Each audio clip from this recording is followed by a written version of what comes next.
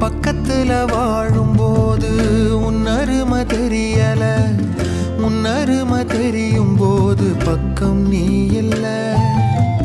தன்னந்தனி படகு போல தத்தளிக்கும்